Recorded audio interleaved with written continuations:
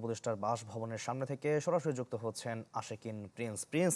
রাতভর বিক্ষোভ চলেছে, এখনো তো চলছে, সেখানকার সবশেষ কি পরিস্থিতি জানাবেন আমাদেরকে? শাকিল, আওয়ামী লীগ নিষিদ্ধের দাবিতে রাত থেকেই প্রধান উপদেষ্টার বাসভবনের সামনে অবস্থান কর্মসূচি চলছে এবং সেই কর্মসূচি এখনও চলছে।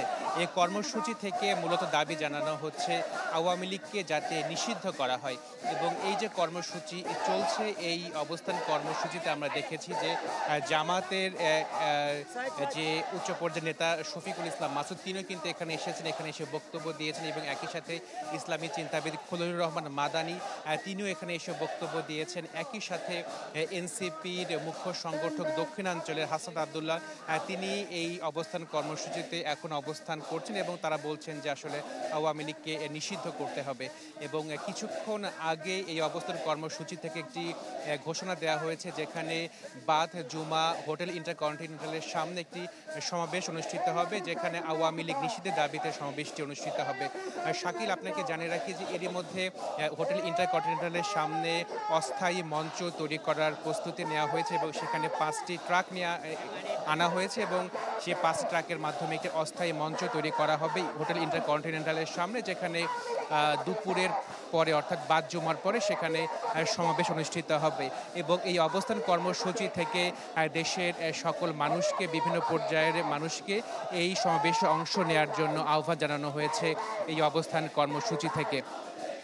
শাকিল, আপনাকে জানিয়ে রাখি যে গেল বছরের জুলাই আগস্ট আন্দোলনের সময় জাতিসংঘের একটি তদন্ত প্রতিবেদনে বলা হয়েছে যে প্রায় 1400 মানুষ মারা গিয়েছে এবং সেখানে সেই ঘটনায় মানবতা বিরোধী অপরাধ সংঘটিত হয়েছে।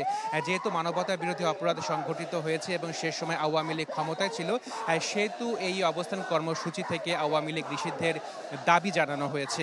একই সাথে প্রশ্ন যে আসলে কোন প্রক্রিয়াতে, যদি আওয়ামী লীগকে নিষিদ্ধ করতেই হয় তাহলে কোন প্রক্রিয়াতে হবে, সেই বিষয়ে কিন্তু সুস্পষ্টভাবে এখান থেকে কিছু বলা হচ্ছে না। তবে গতকাল রাতে আইন উপদেষ্টা আসিফ নজরুল বলেছেন যে দেশের বেশ কয়েকটি আইন রয়েছে, বিদ্যমান আইন অনুযায়ী আওয়ামী লীগকে নিষিদ্ধ করার সুযোগ রয়েছে এবং একই সাথে আসিফ সুযোগ রয়েছে। তবে আওয়ামী লীগকে নিষিদ্ধ করা হবে কি হবে না সেটি কিন্তু পুরোপুরি নির্ভর করছে অন্তর্বর্তী সরকারের উপর, কারণ সন্ত্রাস বিরোধী আইন রয়েছে, সেই আইনেও আওয়ামী লীগকে নিষিদ্ধ করার সুযোগ রয়েছে এবং একই সাথে বিচারের মাধ্যমে কিন্তু আওয়ামী লীগকে নিষিদ্ধ করার সুযোগ রয়েছে।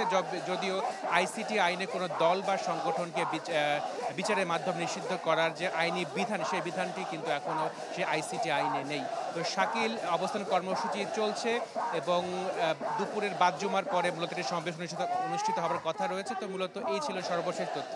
প্রিন্স, আপনাকে ধন্যবাদ আমাদের সঙ্গে যুক্ত হওয়ার জন্য। দর্শক, প্রধান উপদেষ্টার বাসভবনের সামনে থেকে যুক্ত হয়েছিলেন আমাদের সহকর্মী Ashikin Prince. Colour expert, George স্যাপ এবং মাইল্ড অন হ্যান্ডস টেকনোলজি সমৃদ্ধ অরিক্স ক্রিস্টাল ওয়াশ আপনার লন্ড্রি এক্সপার্ট।